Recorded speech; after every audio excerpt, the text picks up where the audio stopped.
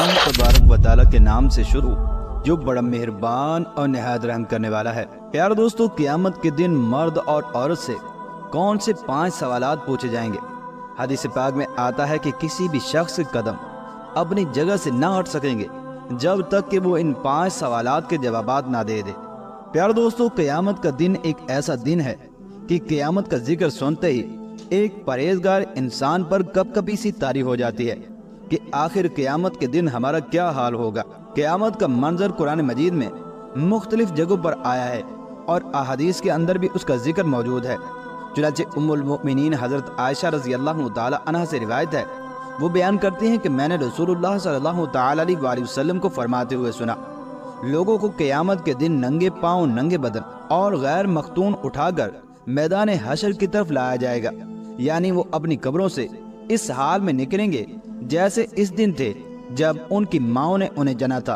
और मैंने दरियाफ्त किया कि या रसूलुल्लाह सल्लल्लाहु तआला अलैहि वसल्लम, मर्द और औरतें सब इकट्ठे होंगे और वो एक दूसरे को देखेंगे नहीं। तो आप सल्लल्लाहु तआला अलैहि वसल्लम ने इरशाद फरमाया, ऐ आयशा रज़ी अल्लाह तआला अन्हा, मामला ही इतना सख्त होगा कि इन्हें इसकी तरफ ख्याल भी नहीं जाएगा। और एक रिवायत में है कि मामला इससे कहीं अहम होगा कि उन्हें एक दूसरे को देखने का ख्याल आए। जमीनों आसमान में ये सितारे, पहाड़ सब कुछ दरम बरम हो जाएगा। चुनांचे क़यामत कायम हो चुकी होगी, सख्त गर्मी होगी और सूरज बिल्कुल करीब आ चुका होगा।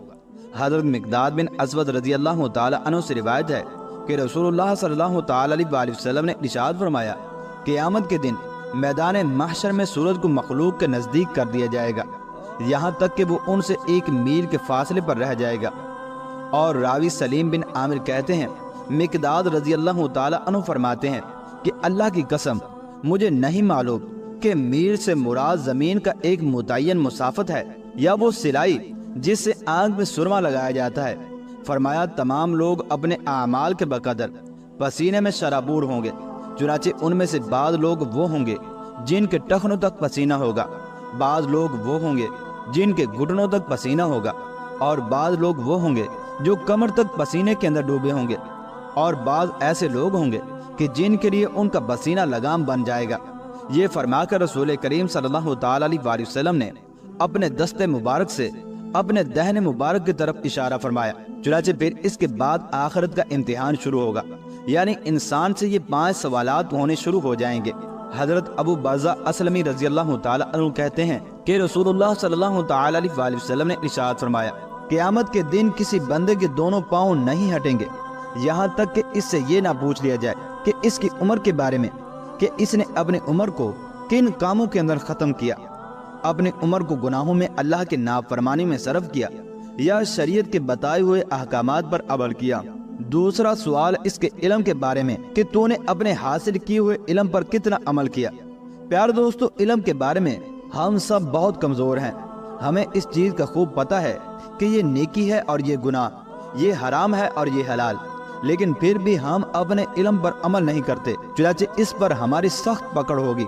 तीसरा और चौथा सवाल इसके माल के बारे में होगा कि उसे कहाँ से कमाया और कहाँ पर खर्च किया, हलाल से कमाया या फिर हराम से, अल्लाह के रास्ते में दिया था या फिर अपनी बीवी बच्चों पर खर्च किया था या हराम कारी के जराए टीवी वगैरह में इस्तेमाल किया। और एक रिवायत में है कि 5वां सवाल इसकी जवानी और इसके जिस्म के बारे में होगा कि उसे कहाँ पर खपाया था। जवानी में चूँकि इंसान के पास ताकत होती है और वो हर तरह के नेक आमाल भी कर सकता है और गुनाहों के काम भी कर सकता होता है। ये जवानी खुदा तबारक व तआला की एक बहुत बड़ी नेमत है, लिहाजा इसकी कदर करनी चाहिए। ये 5 सवालात हर इंसान से क़यामत के दिन होंगे और उसे आखिरत का पर्चा भी कह सकते हैं। प्यारे दोस्तों, आज दुनिया में जिस तालिब इल्म का इम्तिहान करीब आ जाए वो कई रोज़ पहले ही से परेशान हो जाता है और उस पर हर वक्त बस एक ही धुन सवार होती है कि इम्तिहान सर पर है। वो रातों को जागकर इसकी तैयारी और अहम सवालात पर खूब कोशिशें करता है कि शायद ये सवाल आ जाए, शायद वो वाला सवाल आ जाए। हर इम्कानी सवाल को हल करता है। हालांकि दुनिया का इम्तिहान बहुत आसान है और इसमें धांधली भी हो सकती है और रिश्वत वगैरह भी चल सकती है, जबकि इसका हासिल फ़कत इतना कि कामयाब होने वाले को 1 साल की तरक्की मिल जाती है, जबकि फेल हो जाने वाले को जेल में नहीं डाला जाता। सिर्फ इतना नुकसान होता है کہ 1 سال کے ملنے والی ترقی اس کی روک دی جاتی ہے اور اسے اس سے محروم کر دیا جاتا ہے۔ دیکھیے تو صحیح کہ اس دنیاوی امتحان کی تیاری کے لیے انسان کتنی بھاگ دوڑ کرتا ہے، حتیٰ کہ نیند کشا گولیاں کھا کھا کر ساری رات جاگ کر اس امتحان کی تیاری کرتا ہے۔ مگر 100 کروڑ افسوس کہ اس قیامت کے امتحان کے لیے آج مسلمان کی کوششیں نہ ہونے کے برابر ہیں، کہ جس کا نتیجہ کامیاب ہونے کی صورت میں جنت اور نہ ختم ہونے والی ابدی راحتیں اور فیل ہونے کی صورت میں دوزخ کی ہولناک سزائیں ہوں گی۔ ہمیں چاہیے کہ ہم آخرت کی تیاری کریں۔ نبی اکرم صلی اللہ تعالی علیہ وسلم نے ارشاد فرمایا، الدنیا مزرع الآخرہ، کہ دنیا آخرت کی کھیتی ہے، یہاں جو کچھ بوگے تو وہاں پر وہی کاٹو گے، اگر یہاں بوگے نہیں تو وہاں پر کیا کاٹو گے۔ یہ تعلق آپس میں دنیا اور آخرت کا ہے۔ اس اعتبار سے دنیا ایک حقیقت ہے اور ایک امتحانی وقفہ ہے۔ اللہ تبارک و تعالیٰ سے دعا ہے کہ اللہ تبارک و تعالیٰ ہمیں آخرت میں جانے سے پہلے نیک اعمال اور اس کی تیاری کرنے کی توفیق عطا فرمائے۔ آمین یا رب العالمین۔